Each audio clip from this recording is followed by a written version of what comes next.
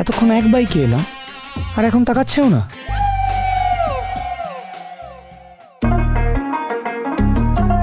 চার আনা কষ্ট পাবে তাই, না হলে আসতাম না। বলছি তো ভুল হয়ে গেছে, এবার ক্ষমা করে দে। কেউ তো বাচ্চা ছেলে নয়, কিছু করার আগে 10 বার ভাবা উচিত।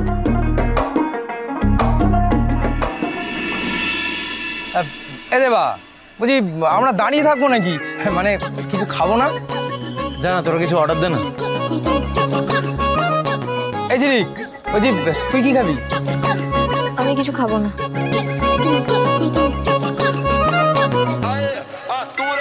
ওকে আমার উপর রাগ করে কিছু খেতে চাইছে না। আরে কিছু অন্তত খা।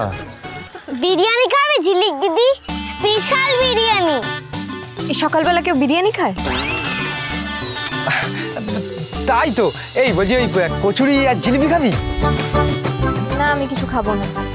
আমি বাইরের খাবার খেতে পারবো না। ওই সকালবেলা ইতু পুজোর ঘট পেতেছিলাম তো, তাই।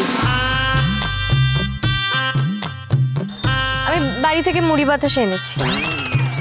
ঝিলিক ইতু পুজো করছে?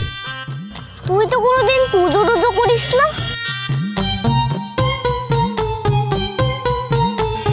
হ্যাঁ, করি না তো, এবার করছি। এই পল্টু, জানা আমাদের 3 জনের জন্য খাবার অর্ডার কর যা। ঠিক আছে, বাই।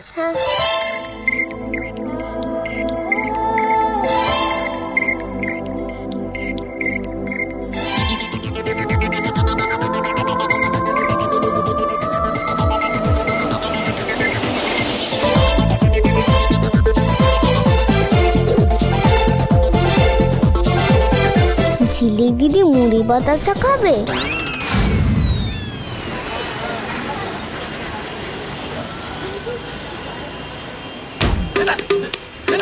আমার না খুব খিদে পাচ্ছে।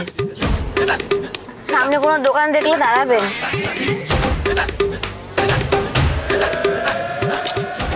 আরে বাবা, একটু কথাবার্তা বলুন মাঝে মাঝে, হয়তো বুঝতে পারবো না।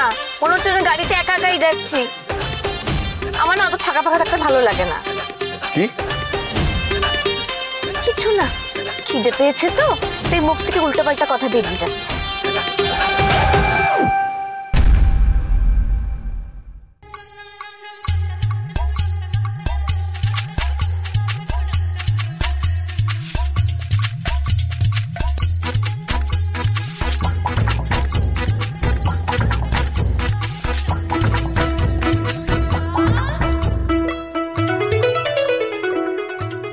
জানা ঝিলিক ইতু পুজো করছে, এ তো ওই দীনেশের বইয়ের নাম ওটার মতো। ফুলটুদা, দীনেশের বই নয়, গ্রিনেস বুক। হ্যাঁ, গ্রিনেস বুক। আরে বাবা, ওই হলো, তুই বুঝতে পেরেছিস তো, তাহলেই হবে। জানা এসব পুজো টুজো করার মানে কি বলতো? মনের দিক থেকে বউ হয়ে ওঠা, বুঝলি?